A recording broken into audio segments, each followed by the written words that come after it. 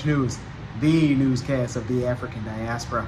I'm your anchor, Ochanda, daily bringing you the top stories from Africa and the Caribbean. Let's take a look at today's news on Monday, August 28th, 2023. We go to Gabon, where election results await. Internet blackouts are still in force in Gabon, with the government saying that it's meant to avoid the spread of misinformation and calls for violence following presidential elections that happened this weekend.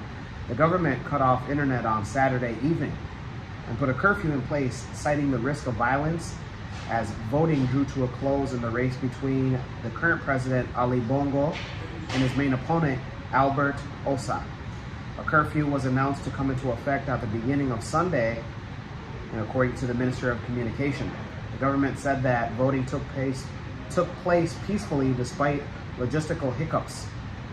The government also banned French media outlets and accused them of lack of objectivity and balance in connection with the current general elections. The provisional ban on the broadcasting in Gabon was announced on Saturday. Organizations have denied the accusations, which they called on incomprehension. In a statement on Sunday, French media outlets said that they regretted and were surprised by the suspension. Those in Gabon, let us know on if you gotten a chance to put in your ballot, and let us know if you can watch us here at Kush News. We want to know. Well, let's go to East Africa, where the army chief of the National Army in Sudan gives a rare speech. The head of Sudan's National Army announced on Monday that he fled the capital during an operation. General Al-Burhan confirmed that no agreement had been reached with his rival, Mohamed Dagalo, aka Hameti, to facilitate the departure from the capital. We at Kush News have a little bit from the speech. I confirm that my exit from the General Command took place without any help, and I did not leave with a deal or by arranging any agreement. This was a military action carried out by the armed forces, and anyone who says that there is an agreement or that there is a party that helped or that there is a deal is delusional. Those in Sudan, let us know on where you think at least the country is headed for the year of 2023. Let's go to North Africa, where Libya suspended its foreign minister. Libya's prime minister suspended foreign minister on Sunday and referred her for investigation after Israel said its foreign minister, Eli Cohen, had met with her last week despite the countries not having formal relations. Israel's statement on the meeting said that the ministers met, but it was prompted among small protests. Libya also does not recognize Israel as a country. The Libyan ministry statement said that the interaction did not include any discussions or agreements, and added that the ministry renewed its complete and absolute rejection of normalization with Israel. Since 2020, Israel has moved to normalize ties with the Middle East and North African countries such as United Arab Emirates, Bahrain, Morocco, and Sudan. It is so-called the Abraham Accords. The meeting was facilitated by the Italian foreign minister and Israel's foreign ministry, adding that they had discussed possible cooperation in Israeli aid and humanitarian issues and agriculture. Libya's foreign policy is complicated by its years of conflict and also its internal divisions over control of government.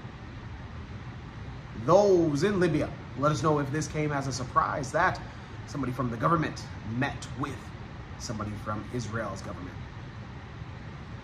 Well, let's go to the Caribbean and end it there. We go to St. Kitts and Nevis, where new hairstyles will be permitted into the new year.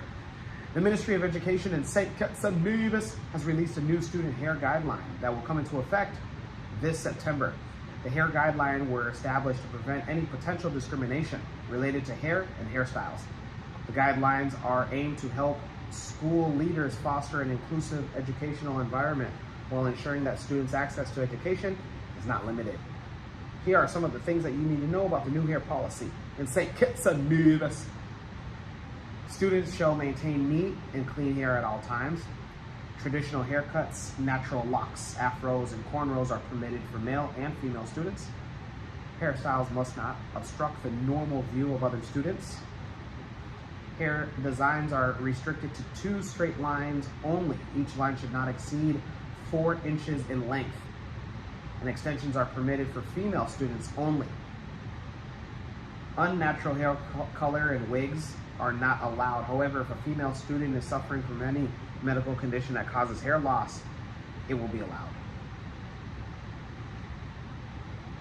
Eyebrow markings such as eyelash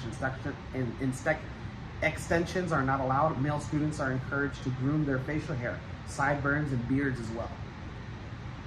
The Ministry of Education says that the aim of the new hair guidelines for students is to create an inclusive and respectful environment that promotes diversity and self-expression in line with school standards. Those insects are nervous. Let us know if you plan on arriving in school this upcoming year with your new hairstyles. Why not? When we come back, we'll have today's African proverb of the day. Don't go anywhere. What's going on? MC Cadero, the #1 MC in the game. And I'm here at a wedding that I was booked for. You can also book me for not only your weddings, birthday parties, baby showers, graduation parties, all the above and everything in between. Visit www.mccadero.com. Looking forward to seeing you.